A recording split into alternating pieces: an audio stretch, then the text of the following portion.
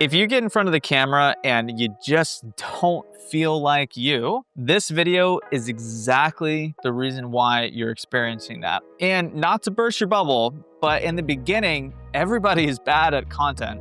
It's not because they aren't creative, it's not because they don't have good ideas, and it's definitely not because they don't have the right camera. Like for example, this video would be perfect for you if you can hop on a Zoom call or talk to somebody in person and you're like, a confidence level is like out the roof, you can sell anything, you can tell them your passion, but when the camera turns on, that gets reduced a lot to like a 5. You don't really know what to say or how to say it. There are techniques about that, but here's the main issue that most people go through. The main issue is they're too focused on themselves.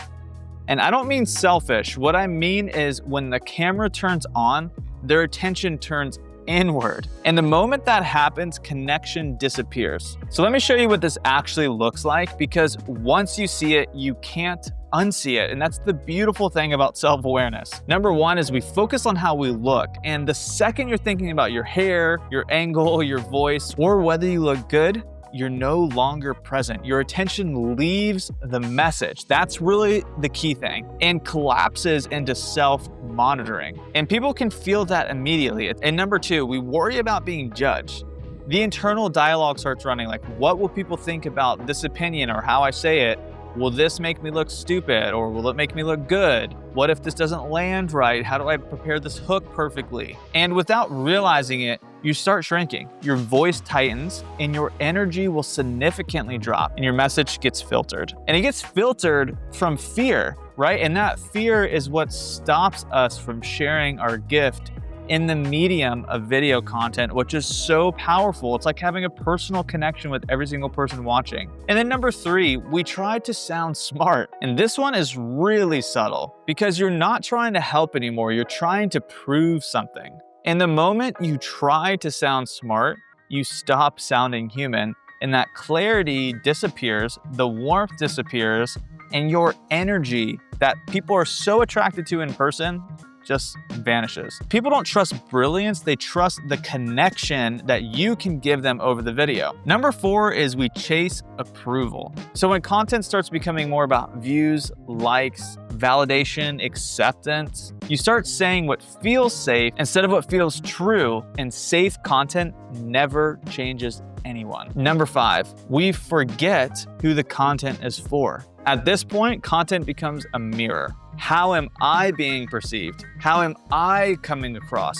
Instead of a window, who actually needs this today? How can I make their path easier? And so here's the real issue. When you focus on yourself, you cannot connect with other people. Self-focus changes everything. Your tone, your body language, your pacing, and most importantly, your presence. You hesitate, you over-edit, you hold back, and people feel that distance. And so they don't know why, they just don't feel you. It's not something that they can consciously pinpoint, like, I don't like this guy's video because of XYZ.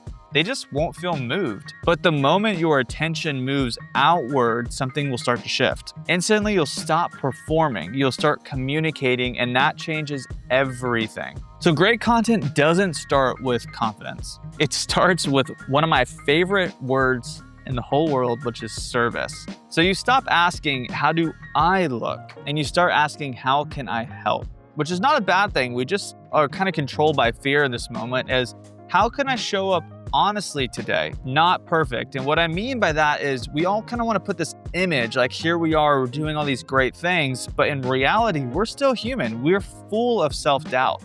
How do we overcome that self-doubt throughout the day? Even in my presence, in my coaching program where I install these content systems into leaders and their teams, I even still pinch myself, like, who am I to deserve this? But honestly, that self-doubt pushed me to be the best that I can be to make sure that I deliver on every single promise that I make to my clients. So share those moments, because when your attention moves outward, you're there to be of service, your voice gets stronger and your clarity sharpens because you know who you're trying to help. I'm trying to help those leaders who can share their message in front of a crowd but not share it on camera.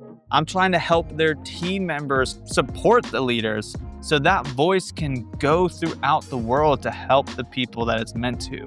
My journey as a content system architect goes much further than just the service that I provide. Every client that I work with has value to share and help someone in their lives. That's why I'm so passionate about what I do. So in that kind of mindset, the irony is I think about myself less during the content process, and I think about you more and how you feel about what I'm saying and how it can bring clarity to your life. So when you stop trying to perform and you start trying to serve your people, your audience, your community, everything will change about how you feel on camera.